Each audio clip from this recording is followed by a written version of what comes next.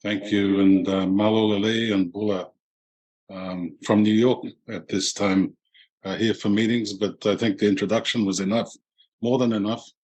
And again, thank you to Maka for leading us off on that and doing that really thoroughly. I'm just going to cover a few things from a Pacific perspective and someone who's grown up, had a little bit of schooling in Australia at the high school level, but grown up very much as an observer of policy and development in this training and skills space between the Pacific and Australia, and in many ways New Zealand as well, and the approach to this.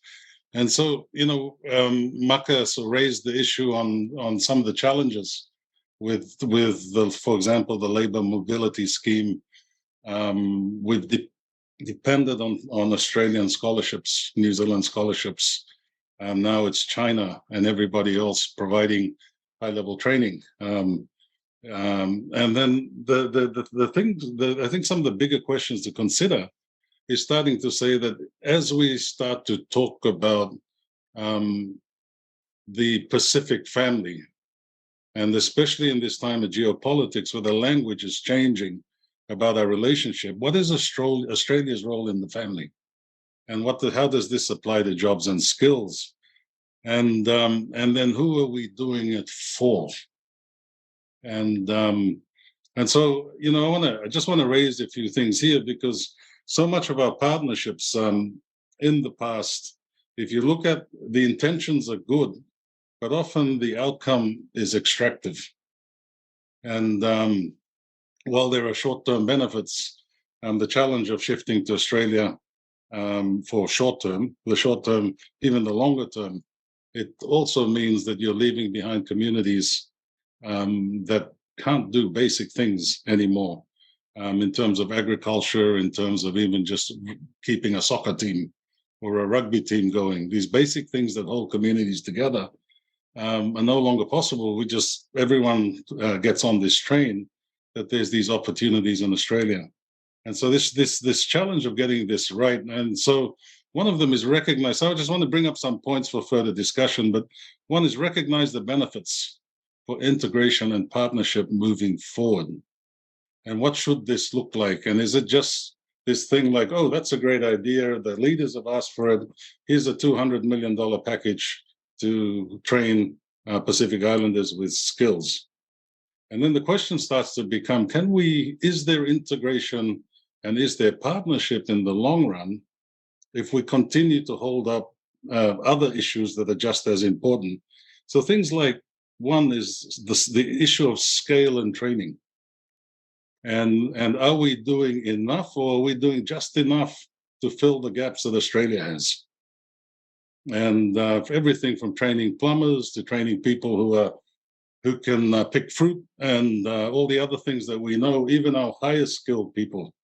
And there's a certain point where you start to say, do we need to look at other areas such as access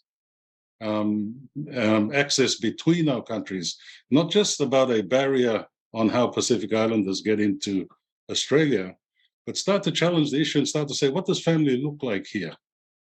And is this a one-way relationship where we're given something and then, if possible, we're trained to be able to feed a gap in the Australian economy and sometimes fill something that we have here in the Pacific? So talking to a local businessman in Fiji last week, and he just said, look, I'm bringing people in from Bangladesh now.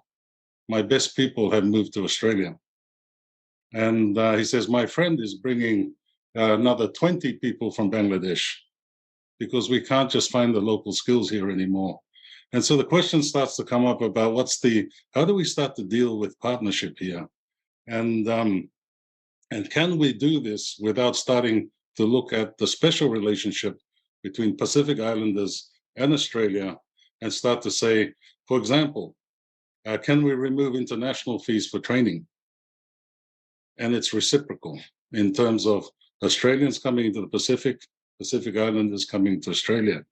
If you remove the international fees, I guarantee many Pacific families will make the loans, even though it's more than they can afford most times, but they'll make the loans and they'll send their kids to get trained properly.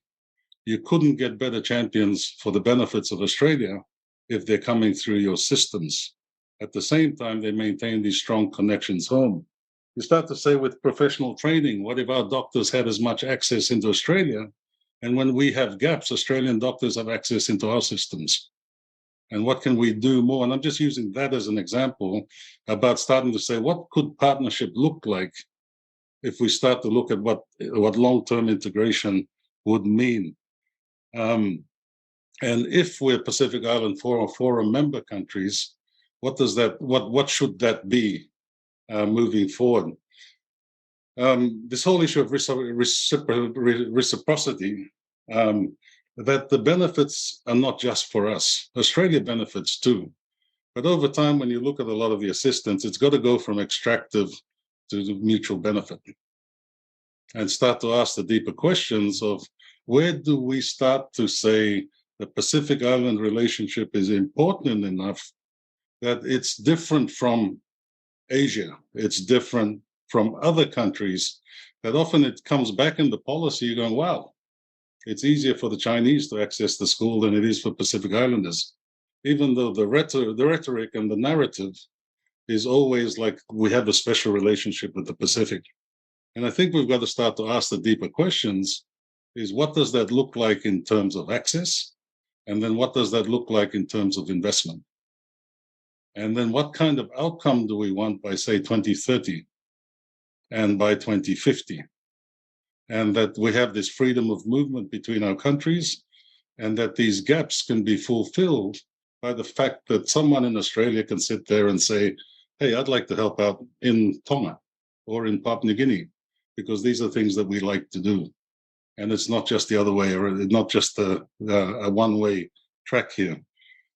So I'm not going to take this any further. I think some of the things that I've raised here is recognize the true benefits of integration and partnership. We wouldn't be trying to play catch up now if we've got this right. And we wouldn't be it wouldn't be a geopolitical competition out there between Australia and others if we had got this right in the first place. The other question is to ask, has the traditional investment in the Pacific, which often comes out when we read your politics, that it's almost like you're doing us a bigger favor. Oh, we've just extended our aid package. Then you start to look at the relationship, and the question now we're asking is, did Australia invest enough after all the impacts that you've had in terms of colonizing and all the benefits that Australian companies have had from investing and taking the best of our resources, and then starting to say, yeah, has there been enough investment in this since independence for many of our countries? We've got to ask the tough questions on partnership. We've got to talk honestly about it. Sometimes our leaders don't bring these things to the table because there are certain protocols, there are certain things that happen in terms of diplo speak. But you ask the question now, if we got this right, we wouldn't have the kind of geopolitical competition that we have in trying to get the attention of our Pacific leaders. So I'll stop there. I think there will be more to come, but I'm looking forward to some questions as we move forward. Thank you.